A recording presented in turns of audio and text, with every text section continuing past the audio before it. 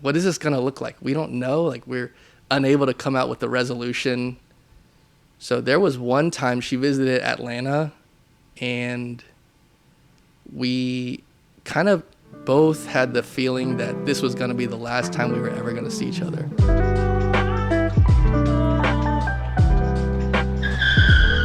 In 5, 4, 3, 2, 1. What's going on, guys? Welcome back to another episode of Joe's Funland. My name is Joe Ho. I'm your host for today. And today we have a very, very special guest. He is one of the biggest losers I know. Just kidding. That's a fact. That's a Nah. fact. He's one of the coolest cats I've gotten the pleasure to know. He is an optometrist by day, and at night he is a karaoke king. He's a man of many talents. Today we have on Ryan too. Woo! What's going on, brother? Not much, just chilling, smelling get the your incredible... mic up. Oh, my bad. No, Can you hear me? Test. There we go. That's it. Yeah. What's up, man? Chilling, been working, really not doing too much. The work, home, and about to enjoy the weekend now. Yeah, how are you? Dude, I'm chilling, man. I'm excited, dude. I'm excited about your podcast. Just before we started, we were sharing about like different ways you can take this podcast. It's in its infancy, so it's gonna be exciting to see how it grows. Sky's the limit, man. Yeah, sky's the limit. We got a lot of potential. Oh yeah. Yeah, dude, you genuinely, like, I feel like you are just one of the coolest guys ever. You give me too much credit. I don't know. I just remember, like, so for context for the listeners, like, I've known Ryan ever since we were both kids. Like, we kind of grew up together. But I just... Way back. This is back when I had a bowl cut and, Yeah. you had a mullet before mullets were cool. Dude, your bowl cut was crazy, man. I still got it. It It just doesn't look like a bowl cut because I have a receding hairline. Oh, dude, don't even talk to me about hairlines, man. It's going. That's why all my hair's forward now. I used to slick it back. I'm scared, man. I think, so here's the thing. I was talking to my barber about this too. I think, because I used to do the same thing. I used to slick it back into the side and stuff like that. Yeah. And he was like, oh, maybe that's what's pushing it back for you. And I was like, oh, maybe I did this to myself. Yeah. So I was like, That oh, must be what it is. crap. It can't be male pattern baldness. Nah. Never that. Yeah, that's pretty bad. If I lift it, I'll do this side so nobody can see, but look at that. That's rough. Damn. Yeah, I know. The lighting's crazy in here now. But nah, dude, I remember, like, when we were kids and, like, I don't know, whenever we would hang out, and I always thought, like, dude, whenever Ryan's in the room, everyone's laughing. Like, you're always a good time, man. Man, I try to keep the vibes up. I feel like whenever we're all together, I'm just like taking it all in. I'm just chilling on the side, smiling. I'm not doing too much, I feel like. That's how it's always been. That's how I've always felt. Really? Yeah, you guys have such a good time. It's easy to be around you guys. I'll take it. Yeah, all I do when we hang out, and I kind of observe this on my own too. Whenever we hang out, I just sit to the side, watch y'all talk extra loud, and then eventually like try to jump in with the one-liner and then hop back out again. You guys make it easy. Oh, I just man. chill. I'm just here for what they say, good vibes now. See, what I observed was, you know, I was just sitting back, and then we're all hanging out, having a good time, and then whenever you come in the room, dude, it just 10X's the fun. This like, is you time can to laugh. feel the energy just come up, dude. I don't know. That's how we want to try to live life, though, right? That was always my impression of you, but Wow. in the best way, dude. Thank Yeah, you. yeah. I appreciate that. I always thought that way about you guys too. Oh, man. All right. That's enough glazing for one day. Yeah. we can continue that later. Guys, I did not pay him to say this. Okay, this is not a paid compliment. But a check will be expected. Yeah. For sure. We'll talk about it after the pod. Yeah. Yep. We got some good stuff to talk about, I think. Yeah, we do. One of the topics that I wanted to go over with you today, and I know we kind of talked a little bit about that too, is so me and you, we both have experienced what it's like to be in a long distance relationship, right? And Yeah. this is going to be really interesting, and I think it'll be really cool because I feel like it's two sides of the same coin, because you were in a long distance relationship and y'all made it work, and I was in a long distance relationship and it didn't work. So I don't know, I have a lot of questions that I want to ask you, and just like, Okay. not like see where I went wrong, but like just see like how our experiences were. I want to see like how that was for you versus how it was for me, But Yeah, just because I'm married now, I feel like I didn't do it. By the way, we jumped straight into it. This is gonna be the end, but this is a pretty good topic. now let's jump into the deep end, bro. I ended up married, but I don't think that I did it right all the way through. It ended up, it just ended up working out. And I think there's a lot of things you probably did better than me, and maybe it didn't work out so well. Well, you'll hear my stories, and then you'll be the judge of that, man. But I don't know. Where do you want to start? This is a lot to unpack.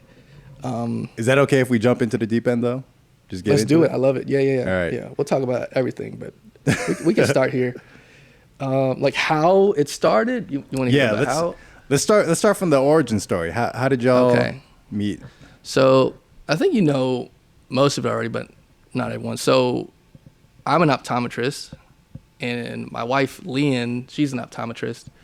So when we're in school in fourth year, you're doing rotation. You're basically working. Mm-hmm. But there's a contact lens company that will wine and dine fourth year students for like 4 days. They'll fly you out to Fort Worth, Texas, and then all you have to do is listen to them talk about how awesome their products are, and then they'll pay for your flight, hotel, and then you can go out for like social events in the evening. So Lean's an Ohio State student. I went to school in Memphis, so long distance, and this conference is in Fort Worth. So we're there. We're just having a good time. Everyone's going to say yes to it because you're not working for a week. So in the main auditorium, which we meet at every day, we're seated just behind Ohio State students, and I love Ohio State. Uh-huh. And I like this girl in front of me. She's cute. And I told my buddy Kron, who I was like, I'm going to talk to her before the end of this. And anyway, I end up getting her number, and then we go out. There's like a club called V Lounge, and they called it Sinful Saturdays. I was like, what in the world am I getting myself into? But I invite her out there. She did bring the Ohio State students there, and then we had a time. I put on a couple moves, bought some drinks. She bought some drinks too. Okay. And then that was it. So we went after that. We went back our separate ways. I was in a rotation in Baton Rouge, Louisiana. She was in Lexington, Kentucky. And then that was it. I just shot her a message on Facebook, making sure she got back okay. And then once in a while, we would just text back and forth. And eventually, we would text more frequently. So we'd text every day, multiple times a day. And neither of us wanted to do anything long distance. So we were not interested in a relationship at the time. And then eventually, she was like, Ryan, you should call me. And then I did call, and that kind of opened the floodgates, in my opinion. So we talk on the phone every night, all night. Usually it's like about 5 hours a night, so it's a long time. So we'd work all day, and then at night we'd have dinner or whatever, and then just talk all night, and then wake up early to go back to work the next day. We did this for months, and then she invited me to visit her in Cincinnati, which I went to, and we had a good time. And then I invited her to Atlanta at some point, and she visited. And then we did that for every month or a few months, I guess. And then eventually it became like a every 2 to 4 week thing. I would go back to Cincinnati, or she would come to Atlanta over again. That's and crazy, over again, man. and over and over. If anyone knows Marshawn Lynch, and over and over and over and over and over again. And then, eventually we got married. There's a lot more to it. I'm sure we'll unpack, but that's kind of how it came to be. It was just texting, which is, I guess, how it always starts. And then we became more frequent with our communication. And then you make it sound so easy, bro. What the hell? I'm skipping over so much. This is a Spark Notes version. This is like 1/100th of the actual journey, which I think we'll get to. I don't know how you want to break it down, but we'll get there. Overall, that's how we got to it. But it doesn't go without all the struggles I went through, all the mistakes I made. I think she looking back, she actually handled it really well for what we knew about long distance relationships, but I had a lot of learning to as we went. And I was fortunate enough to have a girlfriend who was very patient with me. Yeah, I just got really lucky there. Yeah. How's yours? How did that come about? And we don't even have to talk about it. Oh yeah, no, I'm an open book, man. I'll spill the beans, man. Let's spill it. Let's spill the beans. No, I mean for me, it was my ex relationship. We had known each other for a while. Like we were friends before we started dating. But she lived in New York. She has family here. So I met her through her cousin actually, because I'm really close with her cousins that live here. So she came down here to visit one year. I was just so happened to be hanging out with them as well. So I met her. I think like we started off like messaging each other on like Facebook or whatever. This was a long time ago. That's how it starts. Yeah. And then yeah, I didn't.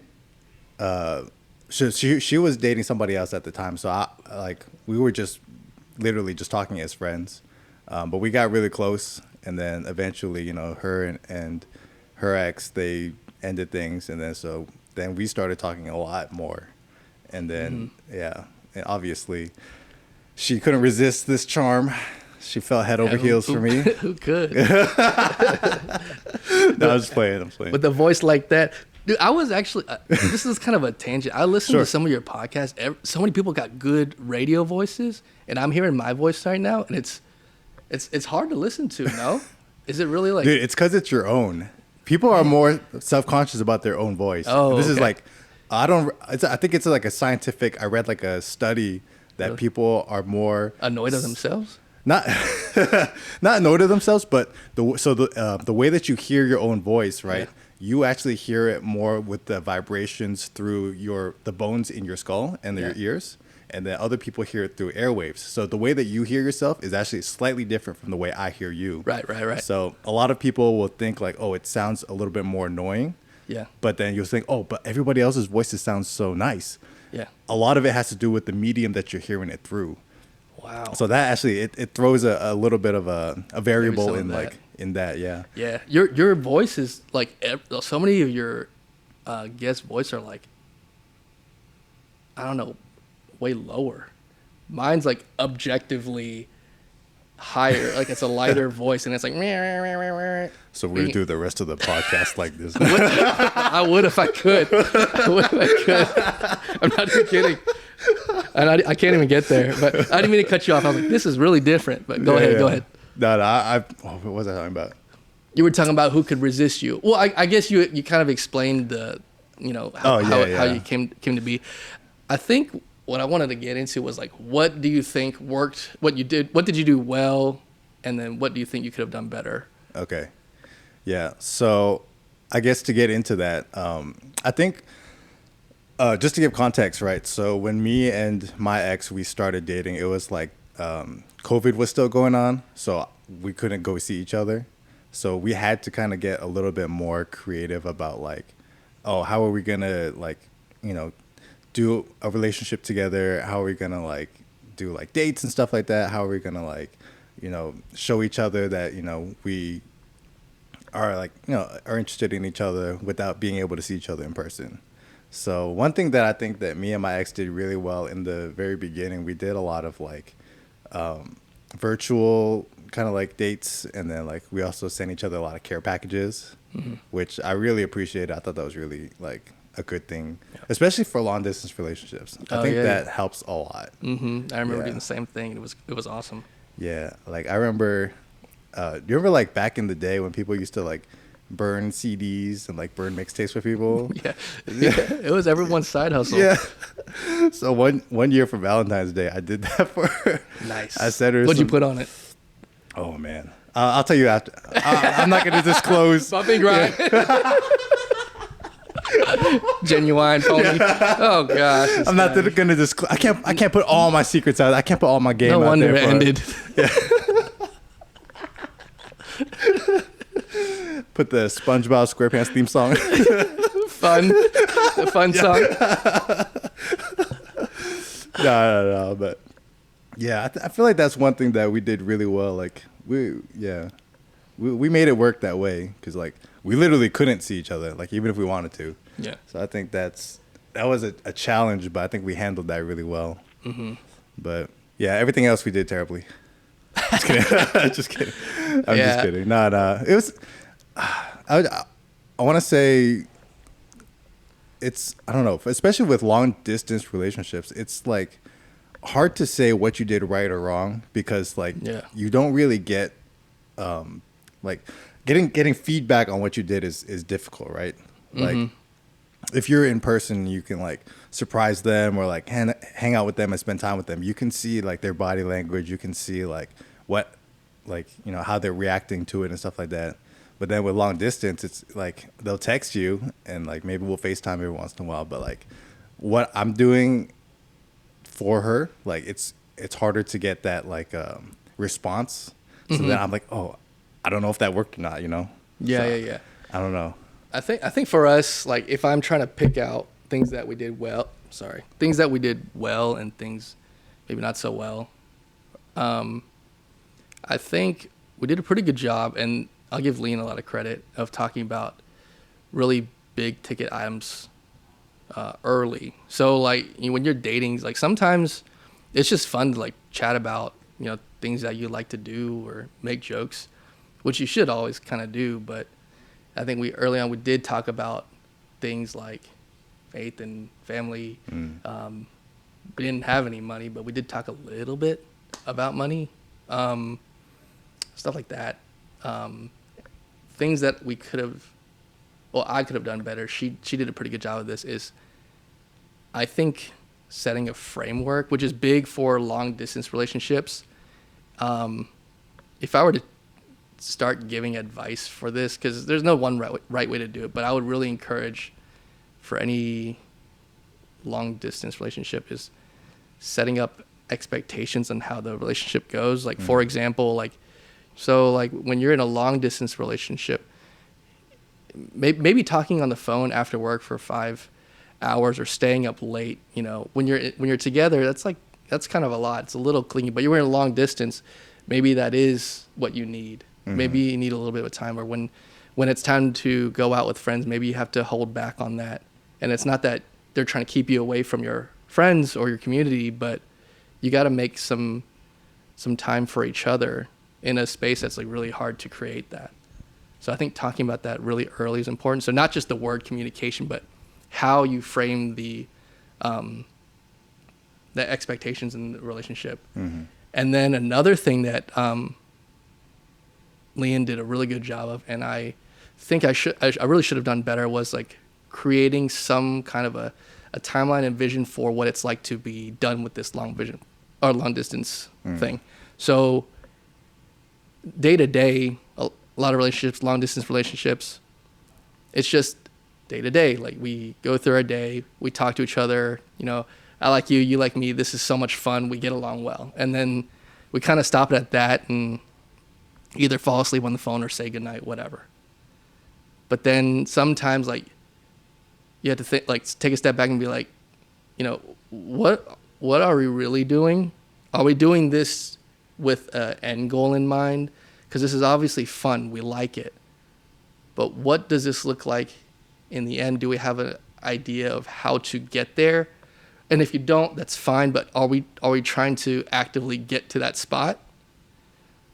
Or no? Because that's when we run into, or I've seen a lot of like long distance relationships, that's where we run into like, it just kind of like fades into this really tough spot. And then we just ignore it. I see that a lot. And it's something that I did, but luckily Leanne was able to kind of steer us in that direction. Yeah. And here we are now. Like, and it wasn't always like that. I would just kind of like, there were times where I just kind of like went, you know how, you know me, I go with the flow. Yeah. So I didn't really push those conversations a lot. Like there was a time, and we were talking about it earlier, where like Leanne and I were like, what is this going to look like? We don't know. Like we're unable to come out with a resolution. So there was one time she visited Atlanta, and we kind of both had the feeling that this was going to be the last time we were ever going to see each other. We were years in, and we were like really liked each other, and we had a tough time with trying to figure out, like, just to navigate the distance thing with like friends and family and like where we wanted to be.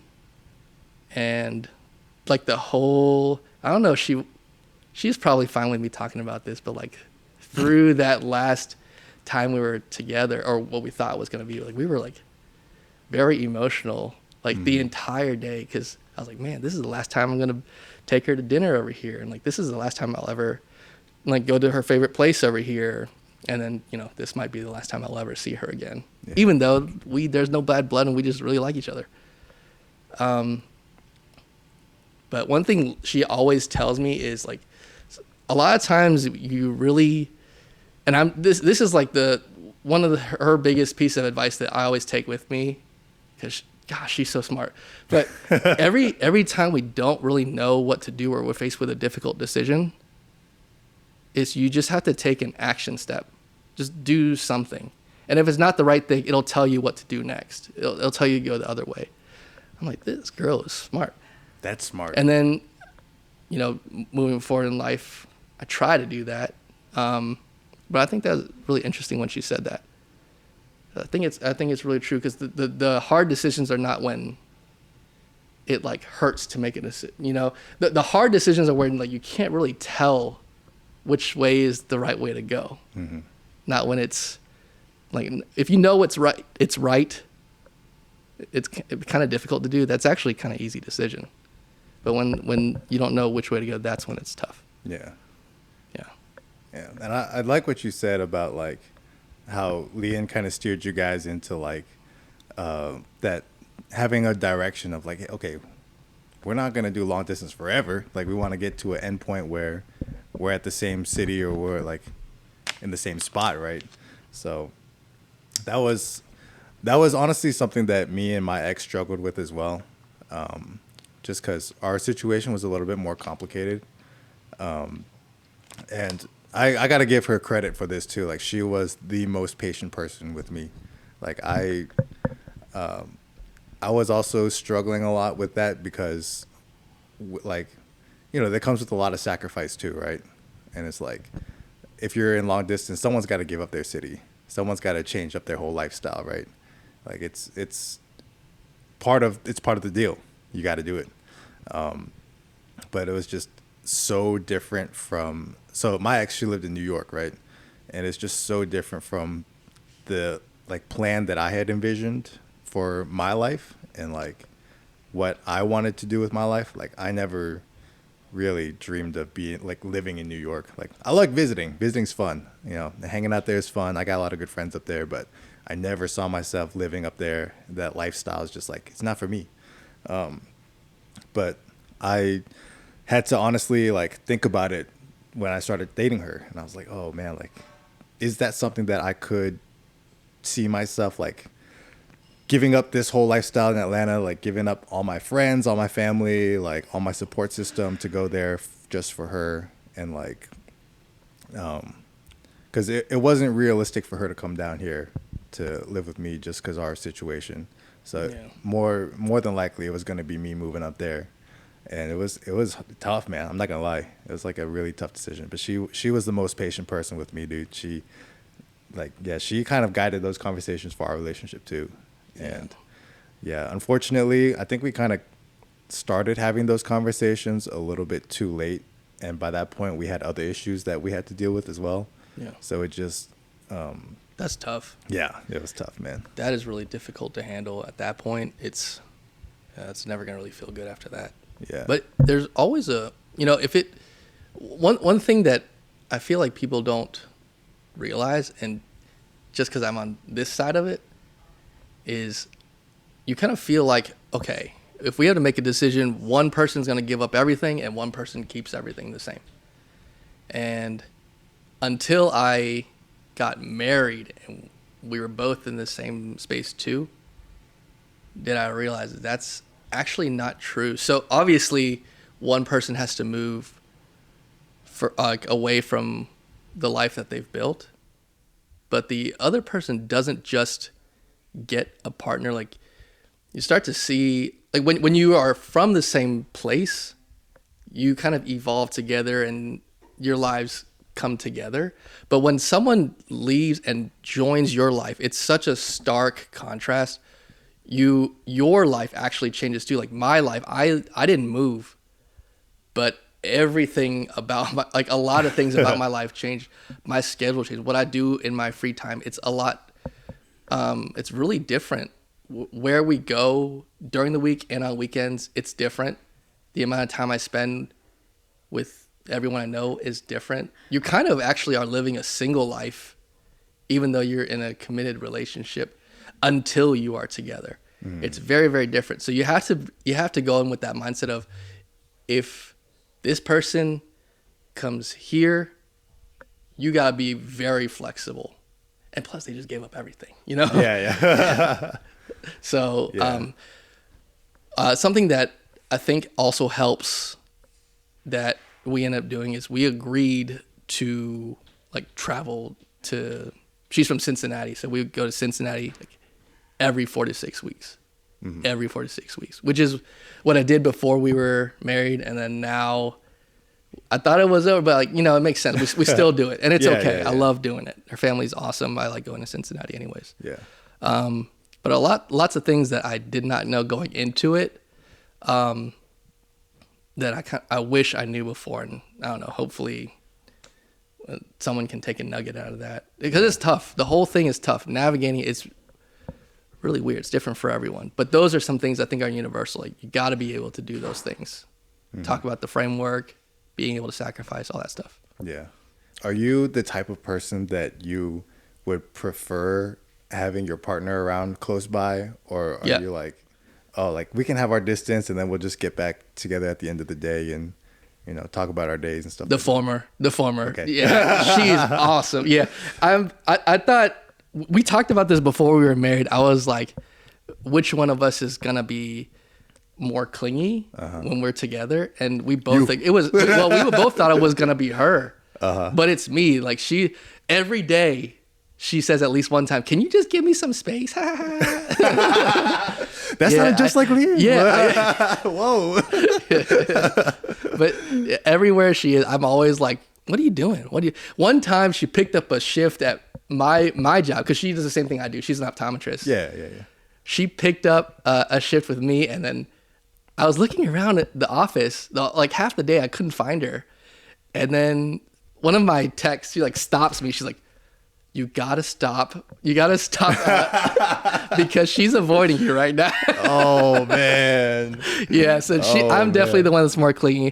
But I think I can speak for her when I say that we both really like to spend time with each other. Sure. We just like to be around each other. Sure. And maybe it makes people sick. But yeah, I like spending time with her a lot. Yeah. Yeah. And I didn't think I would be this clingy. Yeah. Yeah, I gross myself out. Yeah. Nah, yeah, me, we're the same way. Like me and my ex, we were both like very affectionate people, and we like to be physically near each other. And so like distance was the hardest thing, dude. Yeah. Because we were like, man, like I wish we could hang out, but you know, I'm not gonna see you for another like 2 weeks at least. You know, and it's like, man, that's the hardest thing, dude. It seems like you guys had a similar relationship to what we had, but I think in the end it's almost like we couldn't get over the hump of like what the plan was moving forward. Like whatever the big decision was, we couldn't get to it. Right? You're talking about me? Yeah. Do you feel like that's the case? Because it sounds like you had the same relationship as me. I feel like we had very similar experiences, maybe. Yeah. It's just that at the end, like the decision was tough to make. Yeah. Well, so we had a few other variables in our case as well. Okay. I think I want her to live, you know, her life the way that she wants to, and I think that if she stayed with me, I don't think she would get what she wanted. Yeah. comforting, right? I mean, I don't really know the words to use for that, but I think comforting only when you think about, did I make the right decision from that respect. Other than that, it's never, especially if it's going well, it never feels good. Yeah. That there's no love lost. We both still had love for each other at the end of it. And it wasn't like anybody did anything wrong. Yeah. But it's just we came across something, and like you said, we couldn't get over that hump. Yeah. And we just decided, hey, we can't make it work. It's tough. I think most long distance relationships, when they start out, like the statistics are very, very stacked up against it. Mm-hmm. Odds are against but you now for sure, yeah. now there's way more long distance relationships than ever before. Again, unreliable source. I do a lot of unreliable research here, but it's 15% of relationships are long distance now. Anyone, you can fact check me. It could be way off. I'm like, man, that's a lot. Because before, in early 2000s, I think it was single digits. It was 2 or 3%. Yeah.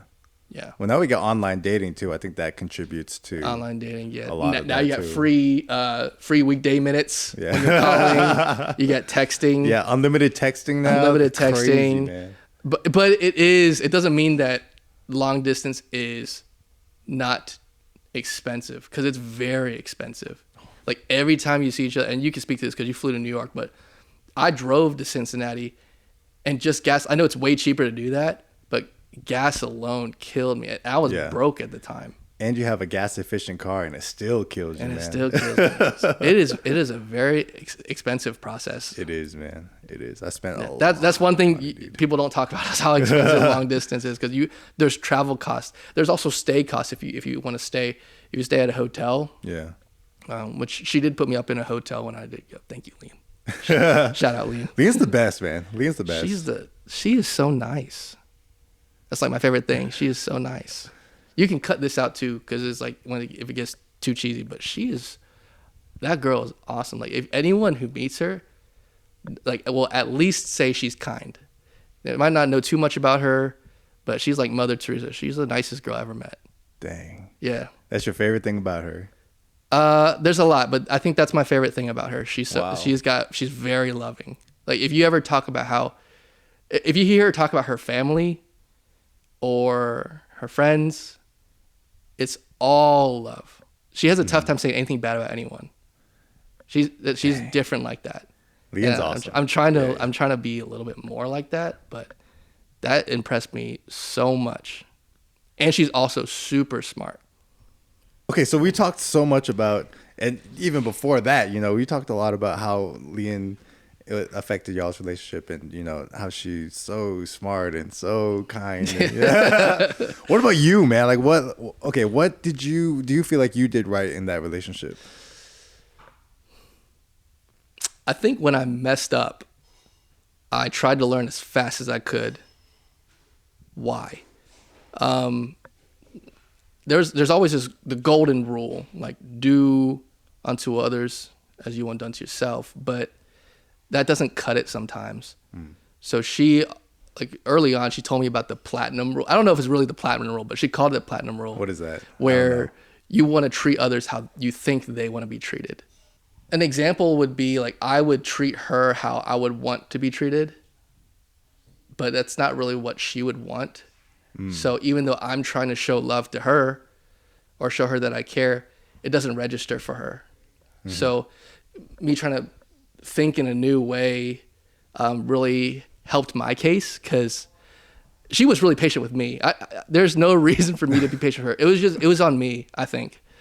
And so I think what worked for me is I had to learn fast, and I was able to do that at some point. Okay. Before she gave up on me. But the platinum rule, that's big. Okay. Instead of the golden rule, because a lot of times if you treat someone how you want to be treated, that may not be enough, because they might not receive it. Mm-hmm. Yeah. Okay. Yeah, that's good. I never thought about it like that, actually. So that's good. Yeah. Yeah. It didn't it didn't click for like 2 years, but Yeah. afterwards, yeah, I think I learned pretty quick. Dang, that's smart. I think so. Me and my ex, we're actually like very similar. Like, so I think for us, like the golden rule worked perfectly. Yeah. Just because like everything that I would do, she'd be like, "Oh yeah, that's actually exactly how I would do it too." Or like, she's like, "Oh, that's how I think too." Like, and we're like, we used to joke around like we're like the boy girl version of each other because we just thought so similarly. It was actually kind of scary sometimes. You were feeling yourself. Oh. This is a me. I love me some me. I love me. Yeah. But so that's why I was like, oh, that's smart though. Like the platinum rule. That makes sense. It is. Yeah. It was a game changer for me because I think I was frustrated for like 2 years. And I think she was frustrated too of me trying so hard, but not getting across my intentions. Mm-hmm. I'm always like, well, you got to read into my intentions. Why I'm doing that. And she just got really frustrated with me. Yeah.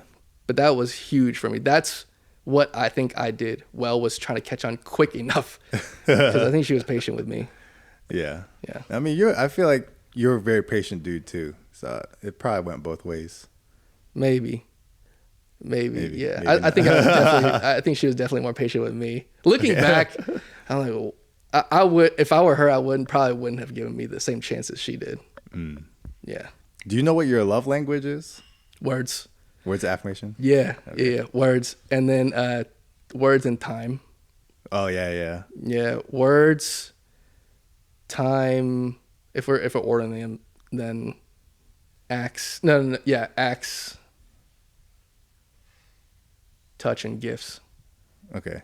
If she Leon always gives me gifts, but if she never gave me another gift ever, I'd still be cool with it. You're cool. Yeah, I'm words, but I know people would say like talk is cheap, but for me it does mean a lot for her to say certain things.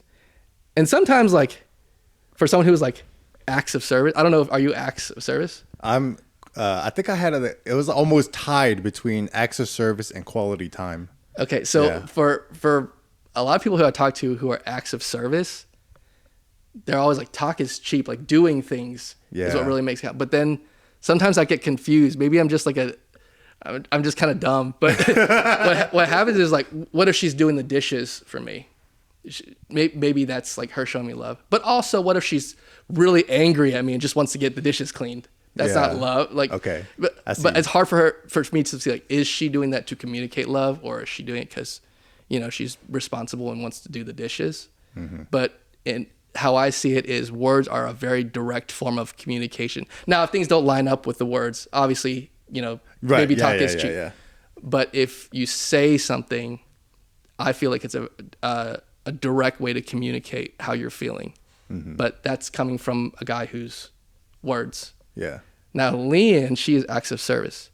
But she always says she has 5 love languages. So she's all 5. Give me all of it. Yeah, she's all 5. But her primary one is acts of service. Okay. Yeah. Yeah. So here's my theory, and I could be completely wrong, but I think with like words of affirmations as a love language, like I think it's not like, people have the misconception that talk is cheap, and sometimes it's not a misconception. Sometimes it's true. Sometimes they're just gaslighting you. But I think what people who are words of affirmations, what they appreciate about that is, one, like just having that directly, like I'm just saying straight up, man. I love you. I appreciate you. That straight on, like straightforwardness. Mm-hmm. But also I feel like it's being understood as well. Like you can tell that they're understanding how you want this. Or if like somebody tells you, hey, like I know that you like blah, blah, blah. So this is, what, I know that about you. And so sometimes it helps you feel like, oh, they observed that about me. They noticed that about me. That's nice. I appreciate that, or so, so I feel like it's a way of feeling understood too. Whereas it like hearing it. Yeah. So it's like, okay, we're on the same page. That feels good, versus like, sure, like acts of service, like you said, if she's just washing the dishes just because she wants to get it done or she's sick of seeing a dirty sink, mm-hmm. doesn't always mean that she's doing it because she loves you. Yeah. But if she's saying like, hey, like, I know you don't like having a dirty sink. I know the way that you are. You're very particular about your kitchen or whatever. So, Yeah. you know, I'm gonna try to keep the dishes clean. And then you're like, man, I feel understood, and thank you for telling me that. You know, so Yeah. maybe that's how it is too.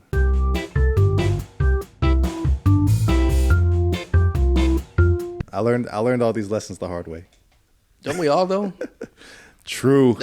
I feel like every good quality, or many of the good qualities that you have, you learn from going through difficult forms of it. Like, you know, it's like when God teaches you patience, he forces you to be patient through a difficult circumstance.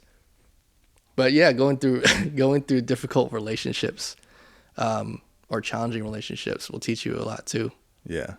Yeah. Yeah. So I have a lot of respect and love for my ex, just because she did a lot for me too. And, you know, she taught me a lot. She was very patient with me, because I was an idiot.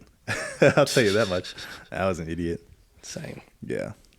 But speaking of your wife and you being married, and dude, remember when we went to Vegas for your bachelor party? Bro, yes. Dude, yes. I was hoping you were lit. going to talk about this. Yes. That was lit. Yes, that was crazy. We talking about it, right? Let's talk about it, man. All right, so, Well, what happens in Vegas? yeah, I was about to say, it's on the internet now. What happens in Vegas gets on my podcast. Yeah, for sure. I don't know. What do you want to talk about? So, Dude, there's so many stories, man. So many stories. we did a lot. Dude, remember the gummies that I bought? That did nothing. No, I didn't partake, but I know a lot of y'all. Dude, I was so pissed, man. There was like, what is it, 30 grams in each bag?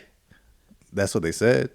Or like per like serving. Or per serving in the bag. Yeah. So, But everybody hit 30 plus and nothing happened. dude, so yeah, we were on the strip, right? And we Y'all just got some Haribo. That's what I think I legitimately got gypped, man. Yeah. So for the viewers at home, man, we're in Vegas, so we were on the strip, and you know, edibles are legal there, right? And so I was like, oh, let's go pick some up before we hit the casinos. It'll be a fun time. Like, let's take some. So we go into the shop, and we're looking around, and I see like a pack of gummy bear edibles, and I'm like, oh man, I like gummy bears.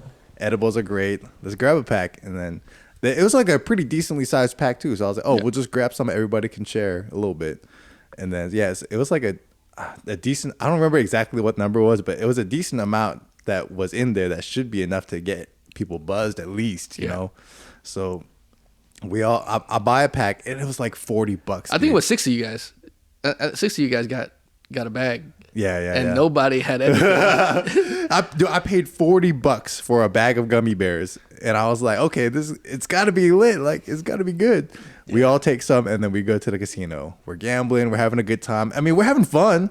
Yeah. But then, like, towards the middle of it, people were like, are you feeling anything? Like, nope. I'm like, nope. Are you? And they're like, nope. So I was like, oh, let's take another one. Maybe we just didn't take enough. So we take another one. Keep playing. You know that's dangerous. if it hits y'all, you're in trouble. I know. But then, dude, we're at the end of the night at this point, and it's like what 2 3 in the morning or something like that. Yeah. And like we're all like, okay, we're getting tired. Like let's head back to the room. Let's chill. And then we're walking back, and I'm like, did anybody feel anything? And then everyone was like, nope. I really think that I just paid for a regular bag of gummy bears. Haribo gummy bears. That's what I got scammed, bro. It's insane. Probably did. There's nothing in there. There was nothing, dude. Those were, I swear, horrible. You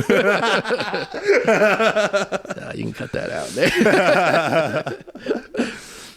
But that was fun. Remember crap. We got to talk a little bit about crap. Oh yeah, craps was fun, dude. So like craps is my favorite game in Vegas. But that was your first time playing it though, right? Or did you play it? You've played it before? Yeah, okay, but I was playing and I was at the table. This was at I think Golden Nugget. What is that place on Fremont? Yeah, Golden Nugget, I think. Something like that. Yeah. It was with me and who else was with me? We were playing craps and we were winning. The table was hot.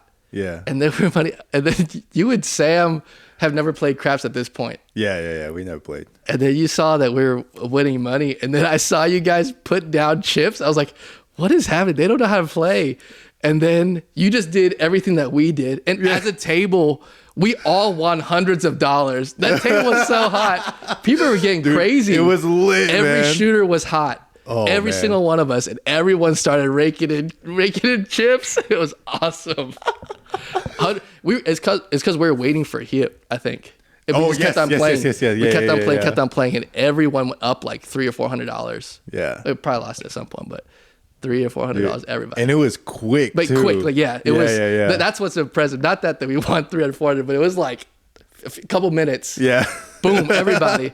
Oh, you're putting chips on 6 and 8 too? Yeah, I'm gonna do that too. Yeah. That was crazy.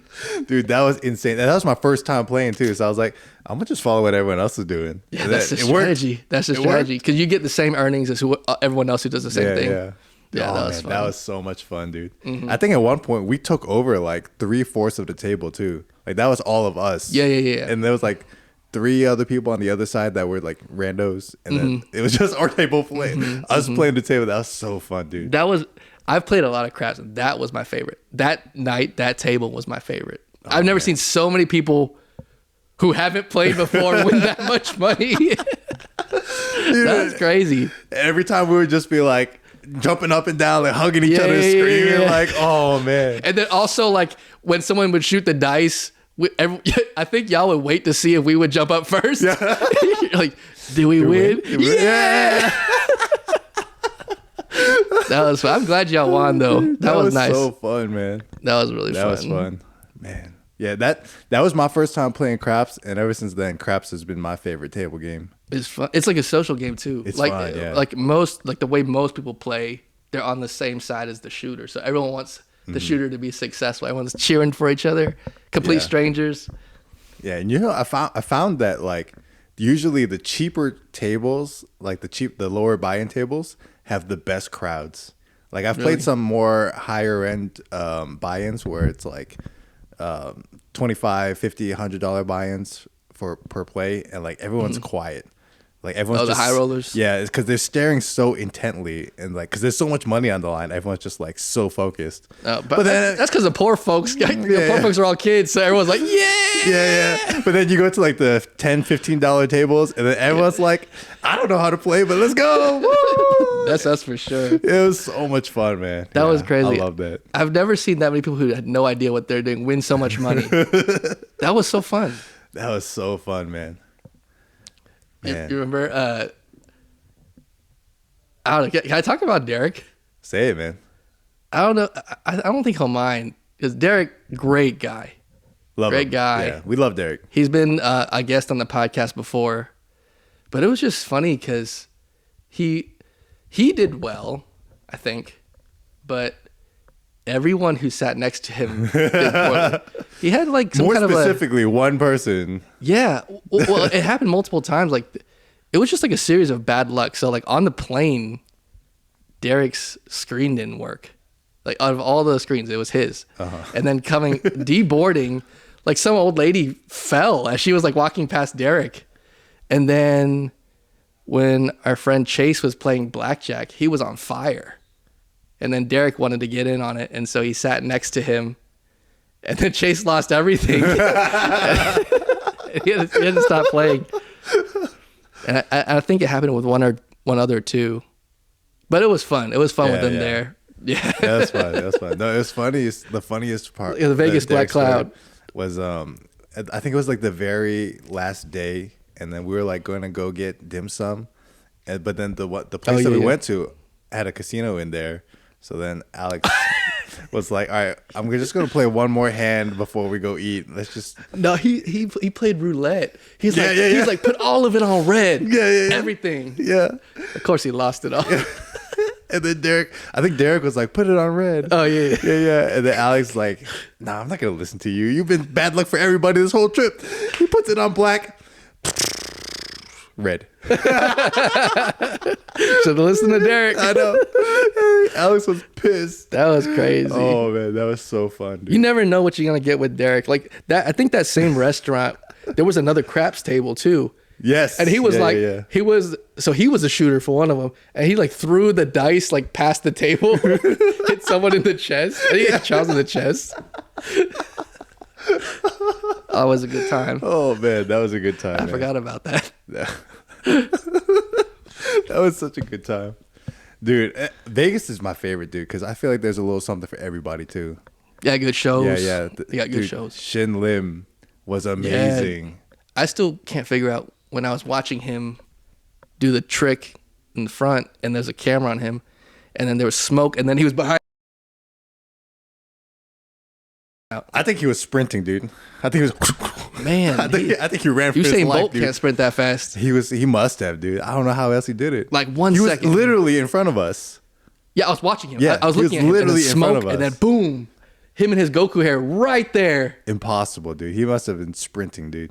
I don't know. Body That's double? crazy. I don't know. I need to look this up on YouTube how they do that trick. I don't know. That was crazy. That was crazy. Yeah, that was great, man. ATVs was fun.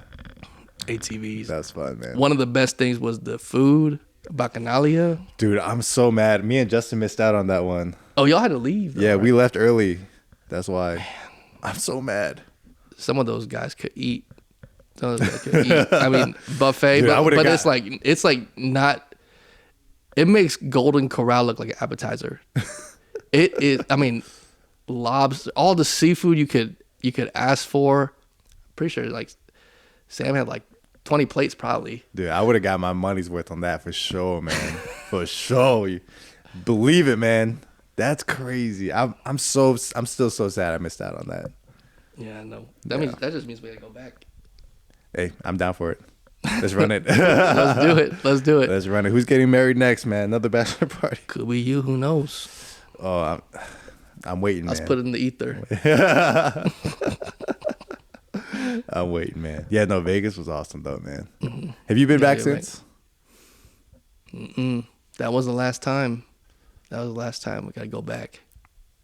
Dude, next time we should do the I think who was it that said you could shoot like rockets out there in the desert? Like Oh RPGs yeah, or yeah. You could shoot like machine guns and like rockets out in the desert. Dude, that's insane. We should do that. Yeah, someone's gonna get hurt. But yeah, we should do that. Yeah. And more ATV in the Mojave. Oh yeah. That was fun. That was cool, man. That was cool. Man, what a trip, dude. Yeah. What a trip. Honestly though, I think it's the people that we went with, dude. Yeah, it's easy to have a good time. Yeah. It was our group because That's how I feel like that's how all trips are. Like you go with the right people, it doesn't matter. You go to like just a bunch of restaurants and have a great time. that's true. Yeah. But I love gambling too, man. Play craps. I love Just sit gambling. with us again. Watch us lose this time. Law of averages says we should lose all our money. Did I ever tell you the story about when we were gambling in Miami, and then we were playing roulette, right? And then so there was we took up most of our group took up most of the table. There was maybe two other people that were strangers. One guy on the far right, he's got stacks of chips. He's got a lot. And then so he's just playing. He's quiet, by the way. We're all loud. You know us. Classic. He's quiet guy in the corner. And then so like we're just kind of like having a good time though, and like every time like one of us wins something, we're like, oh yeah, like including everybody in the table. So he's like smiling at us, and then we make small talk with him, and then he goes, all right, put it on 32. He puts his chip on 32. And then the rest of us, we're not all of us are very like high risky gamblers. We're usually playing black or red. We don't really play numbers or whatever. But he's like, put it on 32. We're like, I don't know. I'm gonna just put it on black and we'll see what happens. Oh, you know it. Boom, hits 32. You know it. Oh, that guy just won, and he put like a lot of money down. So I think he won like $3,000 off that hand alone. Seriously? Something like that. He won like a stupid amount of money. You should have copied him. Dude, I should have. Y'all copied amateur me on craps, but did not copy should him. have. Okay, get this again though. Crazy. The next hand, he goes, all right, run it back on 32. He puts it again. And then we're like, nah, there's no way it's going to hit again. Oh, you already Ain't know. no way. Ain't no way. You already So know. we're like, I know. We'll play a little more conservative. 32 again. What are the odds? Dude, and we're like, what the heck? This is insane. At that point, I would do anything he says. Stand on your head. I would have done that. Dude. I would have put my shoe on my head, whatever he wanted. Dude, he was so nice. He was so chill too. He gave all of us like $100. He was like, "Oh, here you guys go," and he was like, "Yeah, you guys are cool." Learn next time. Yeah. Dude, I was like, dude, this guy is insane. That guy's the real deal. Dude, it was crazy, man. It was crazy. I've never seen something like that happen in my life. That was money quick. Yeah, that was fun though. All calm. He's probably loaded. Yeah, dude, he was so chill too. He was like, "Yeah, just put on 32," just like that. How do you be? Like, how are you good? You can't. Roulette? You can't. It's all. There's got to chance. be some strategy. I don't really know way. strategy for that, but The strategy is you bribe the dealer. That's the only strategy I know. I don't know. How can you be good at roulette? It's literally. Can you control the wheel or however you like split the? I don't know. I don't think so, man. I mean, I'm sure like the casino's got some kind of like mechanism where they can like control the odds of what it lands on.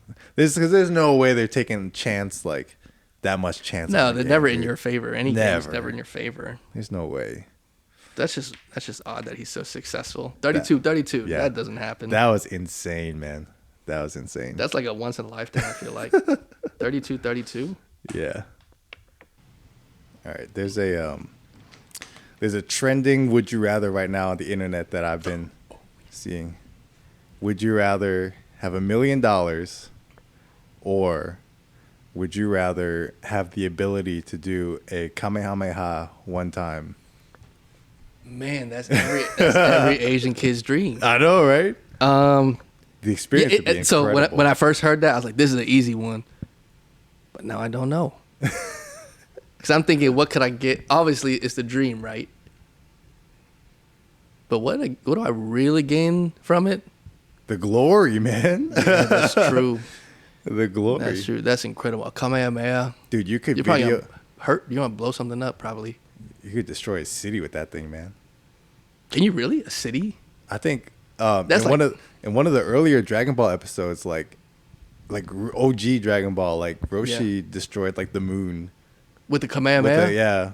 Oh, I'm scared of that. $1 million. That was my original, my gut response. $1 million, really? $1 million. And Not I the think Kamehameha? I Really? think it's easy, man. Because if you blow up this city, if I'm doing Kamehameha here, go in my backyard. Now I've lost Atlanta. I just blew up. Oh, you said it blew up the moon, right? Okay, Well, I lost the eastern United States, and I have no extra money, so I'm in deep trouble. But if I had $1 million, I think I could, if you invest it wisely. I mean, you could shoot it up into the sky and try not to destroy anything, maybe. If you shoot it up into the sky, let me think. If it's that powerful, isn't there equal and opposite force too? Like, aren't you blowing the Earth out of orbit? Right, let's say you're strong enough to like you're a Super Saiyan like level. So Yeah, you're yeah, strong yeah. enough to like okay. withstand it. Yeah, $1 million. I'm just kind of thinking what I can, because it is amazing, and I'm sure you're recording it, right? With Yeah, I 5 have cameras, to. all You have 4K. to, yeah. You have to. But it only goes so far. You know, you shoot the Kamehameha and it's gone, and it's you're glorious. a legend forever. You're a legend. Dude, people will talk about you for millennia, dude.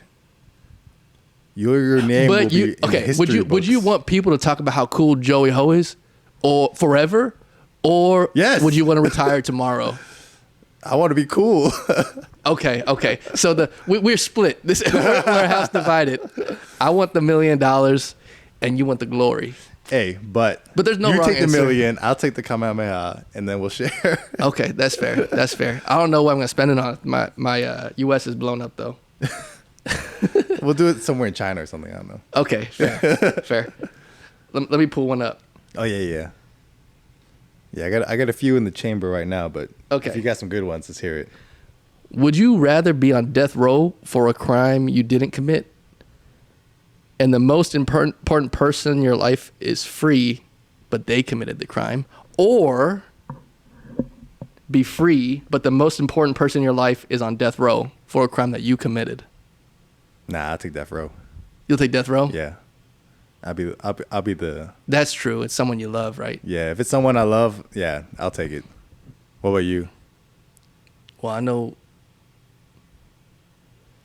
Lean's not built for prison.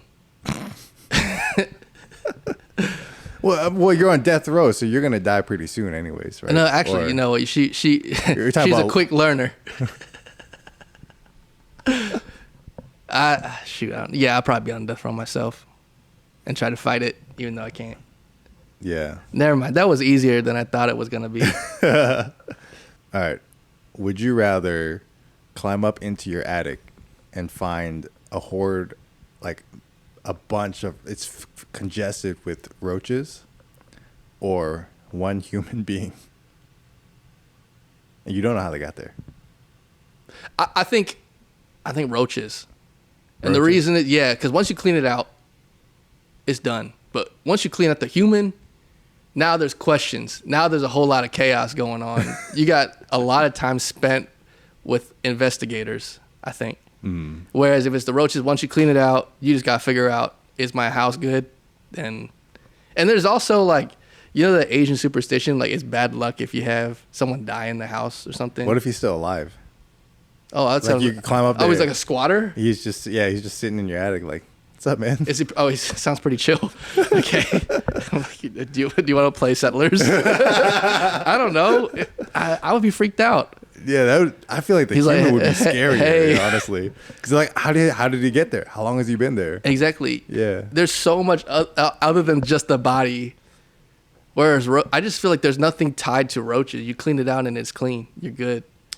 Yeah, but that's also still like crazy. I mean, that's gross. Yeah, it's disgusting. I'm not a roach guy, but I guess no one's a roach guy, but I think it's gross but manageable. Human, that's kind of gross. If they're alive, different story. But If they're equally alive, it's scary. still like, Yeah. It's just it's scary in the back of your mind, though. Yeah. Would you rather have chopsticks for hands or office chair for feet?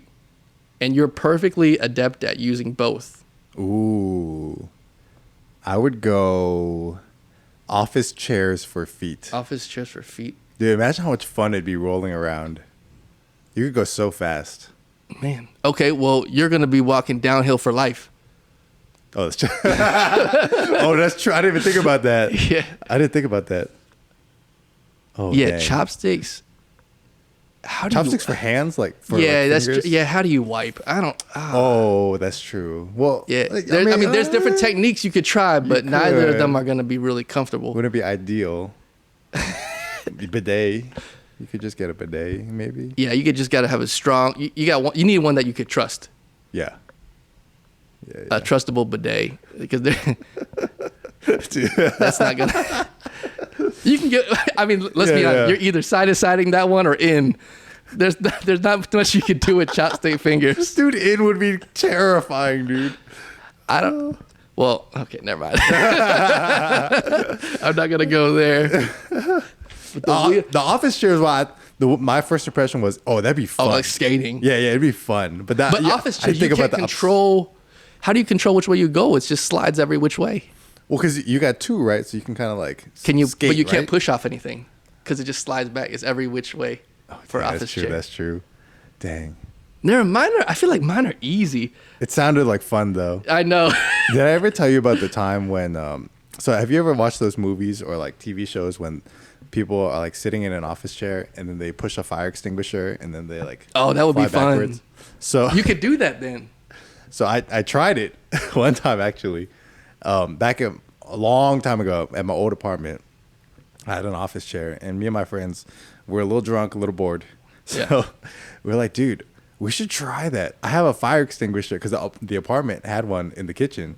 And I was like, oh, we should try it. So we bring the office chair out into the parking deck. And then we're like, okay, we need to like be safe though. So like, we're like, oh, maybe we like, in case it falls over, we should like get a helmet or something. But I didn't have like any helmets. So we used a noodle strainer. Oh We put my! it- That was a helmet. Yeah. Oh my gosh. We put it on our heads, and then we were like, all right, ready, guys? And we're like videotaping it. We're thinking it's going to be epic. It's going to be sick, right? Yeah. We're like, all right, ready, guys? Let's go. Yeah. Y'all move 1 inch. It didn't move at all. It didn't move at all. But then all like the powder You need like a came fire out. hose. Yeah, all the powder Oh, came yeah. out. So we were And it gets covered. on everything. It was all over our clothes. It was everywhere. It's all Yeah. in our faces, our noses, our ears. It got everywhere. Yeah. The chair didn't move at all. So we're just standing there like idiots. Yeah, and with one of us has a noodle noodle strainer strainer. on our Yeah, heads. It was so stupid. looking goofy. It was so stupid. Did they who had the noodle strainer? Did they have like the powder like shaped like the noodle strainer, like a grid on their head? No, that would have been so funny though. Can I give you one? All right, so I have Yeah. one. All right, while you're looking. Yeah, sorry, good. Oh, I got another one too. But Okay. if you got it, you go ahead. I got it's. Would you rather fight 200 third graders, or a bear with sharks for arms? Oh, 200 third graders. 200 third graders. Would you not get tired? I mean, you would, but a bear with sharks for arms, that's 3 mouths you got to fend off. Huh, good point. Wait, okay, so... But are we fighting in the water? Because the sharks can't breathe. Oh, that's true. So he's just walking around with like fish jerky on his arm. Dude, but that would still be, like, insane, though. Like, how... Oh, no, it's getting fed by the bear. Well, how would you, like... What would be your strategy if you had to fight a bear with sharks for arms? You have to go from behind, I feel like. How are you going to get... Isn't it just going to turn around? You're going to spend so much time trying to get behind the bear. Well, I mean, like, because if there's... Okay, so if there's sharks with arms, right? There's 3 mouths. What's our arena? Like, where are we? Are we in a forest or are we on the highway? I imagined, like, an octagon. That's what I An pictured. octagon? How are you going to get behind anyone in an octagon? That's what I pictured in the scenario. Okay, let's say it's like in the forest. Then. Okay, you die. In the forest. Okay, let's you say might have a chance. Okay. We're in a forest. Yeah, it's more realistic. I feel Better like. than an octagon. Okay. Let's say So we're in a forest, right? you're gonna have to do something with tools. Do the sharks have brains? Like, can they think independently? I'm thinking or they're it's all like I'm thinking at this point it's like the Power Rangers where they all come together. Oh, okay. So it's the main brain, like main bear brain, Okay. but it's got like jaws for hands. That's what I'm thinking. okay. You're gonna need tools. In the woods, so you have to I'm scour. probably gonna what have you to got, yeah. figure out how to set because you're fighting now, right? You don't have to time to sit and make. No, bow and no, arrows. no prep time. No prep time. So you guys are just you're dropped in probably there. I'm probably finding a bunch of sticks that I'm jamming into the ground like spikes at an angle. Okay. And trying to get the bear to trip up and get stabbed stabbed by that. Because I don't know what else you can do. You can't climb. You can't run. I would get a stick and I would try to climb up a tree as fast as I can. Uh-huh. And then once the bear comes up to the tree and he's up there trying to bark at poking. me, yeah, I would just jump down and try to get into get the stick into his face or into his mouth. Okay, their skull is strong. It's surprisingly hard. Yeah, I think you have to go down go for the throat. Okay, let's see. Let's say you are the 99% where you don't hit the esophagus perfectly. All right, let's say you bounce, you stab in maybe an eye or something, and it hurts it a lot, but you fall down, you're right next to it. What's your strategy? Okay, so in that in that situation, you have to employ a technique that I call dying. Okay. You just have to die.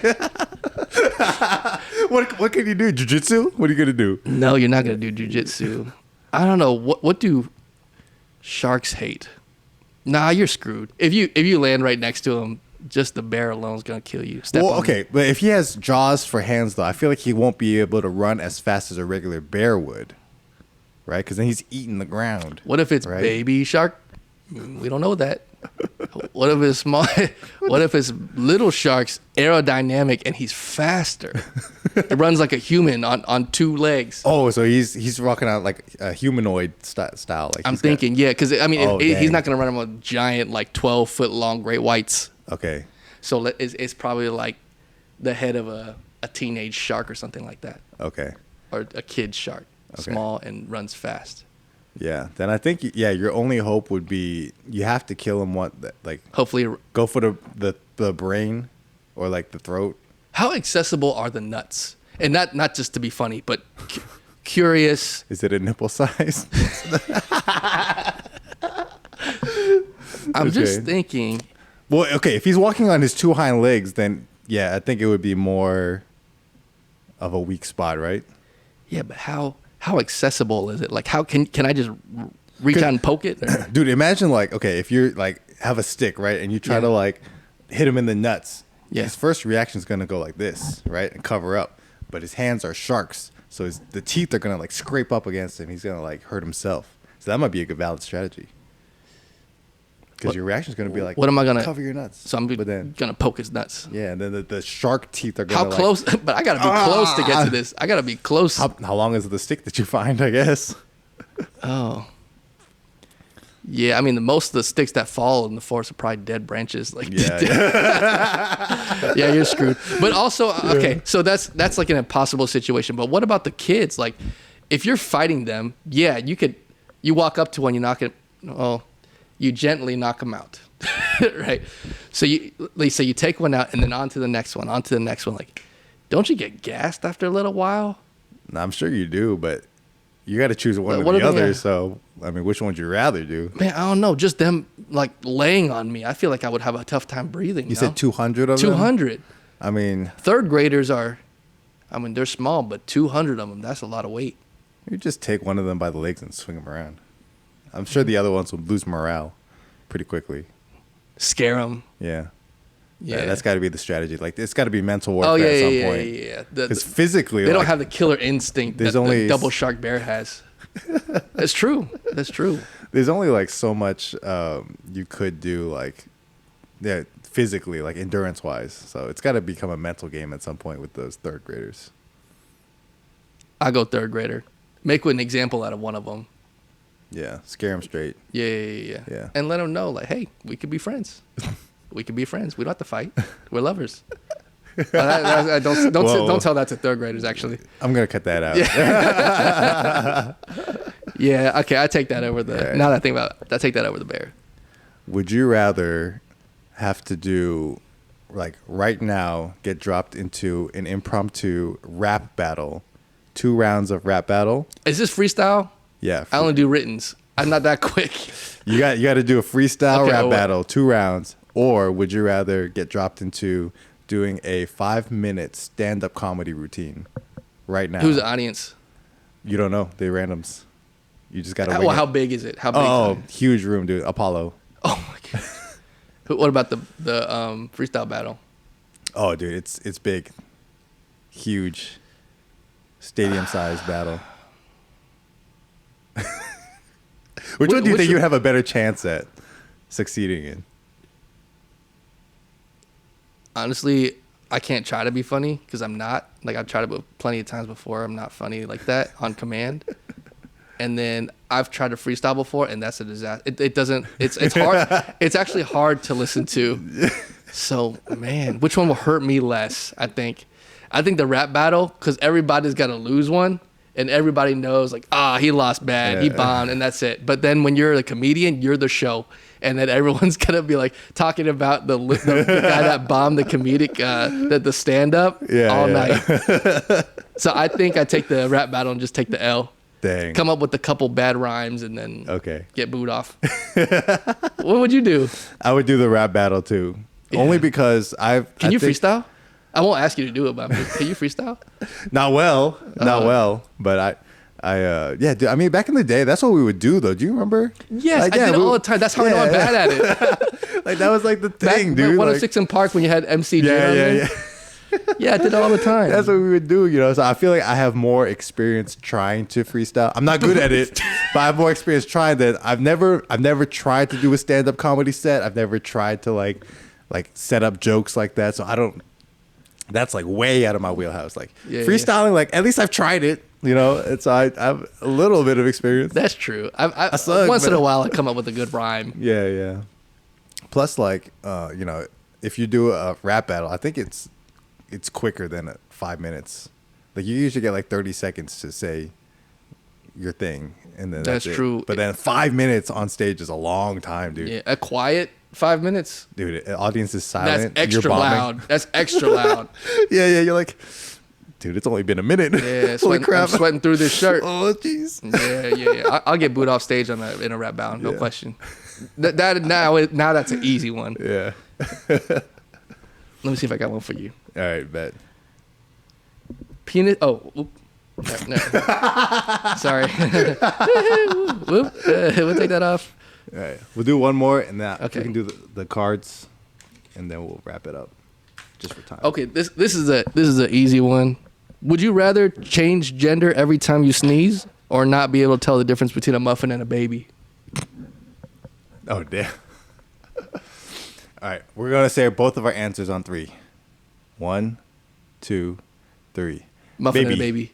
Okay, good. There you go. Nice. Yeah. All I have to do is not eat muffins. Yeah. Babies are safe. Yeah, there you go. But I get very confused with a wardrobe. That's tough. Yeah. So I got some of these question cards on here. I'll let you pick one as well. You can choose whatever you like. On the back, there's a random question. Some of them are serious. Some of them are fun. Were you ever in love, and how did you know it was love? That's actually a very fitting question for this podcast topic. Yeah. I mean, the first part, yeah, for sure. How did I know it was love? Okay, yeah. How did you know that you were in love with Lean? The part where, like, when you feel like you really, like, you give everything. I think once you get to that point, you know it's pretty much. Because you've been in, like, when you're in a relationship, I don't know if you could give everything, like your life, your everything. But yeah, once you get to that point, for sure. That's when you know, but maybe a little before that even too. Like, there was one time I visited her in Newport. She was at work in Cincinnati where she lived. She was at work, and I was like, I don't know how you can say this without getting like cheesy, but like Say it, man. I was just real, in the parking lot, and I was like, I cannot do this. I cannot do life without her. I cannot do it. Mm-hmm. That was around that time. Okay. God, that's cheesy. I keep hearing myself say that. It's real though, man. Yeah, it's true. real. It's real. true. I appreciate that. Yeah. I appreciate that. On this podcast, we do a closing tradition. I have all of my guests share just a little bit of life lesson or a piece of wisdom that you'd like to impart on me, on the audience, or whatever. But do you have anything that you want to share? Any life lessons that you feel like you could talk about? I think trying to approach things with perspective is huge. Mm.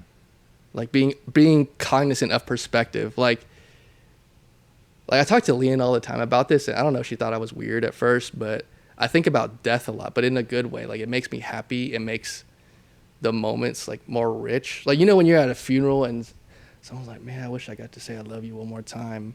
But if you think about the finality of life and you're like, wait, I got all this time. Like, I got Joey in front of me. I could catch up right now. I could tell him what I'm thinking about something, like right now. I can give, you know, so-and-so a hug. I can call, you know, this friend that I haven't talked to in forever. I have the opportunity right now.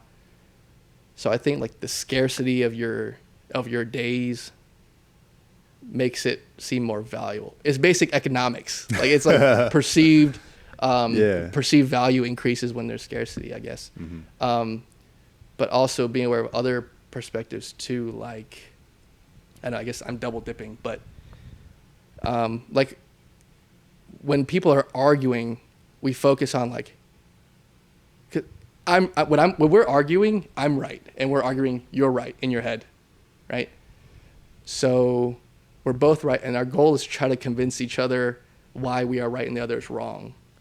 But sometimes I'm not saying you always like focus on convincing them that they're right, but I'm saying like you should think about like what they're trying to get at first before you get into like why they're wrong and why I'm right. Because everyone is in their own head right in an argument. Everyone's right, which is kind of a weird thing to think about. But I think if you're like cognizant of your perspective on things, I think it brings a lot of value to your moments. It also brings a lot of productivity into disagreements too. Mm. Yeah. Dang. I double dipped. I know. No, that's good, man. That's but good. Perspective, I'm a big perspective person. I appreciate that, man. Yeah. Awesome. Well, that's going to wrap it up for this episode, man. Ryan, I appreciate you coming on. This was a lot of fun. For the listeners at home, you can check out Joe's Funland podcast. We're on all streaming platforms now: YouTube, Spotify, Apple Music, all the major ones. Wherever you get your podcasts, we're going to be on there. And I appreciate everybody who have made it this far onto the episode because this is a pretty long one. But sorry, it was good though. You were dropping gems. I appreciate that. Thank you guys. Peace. Peace.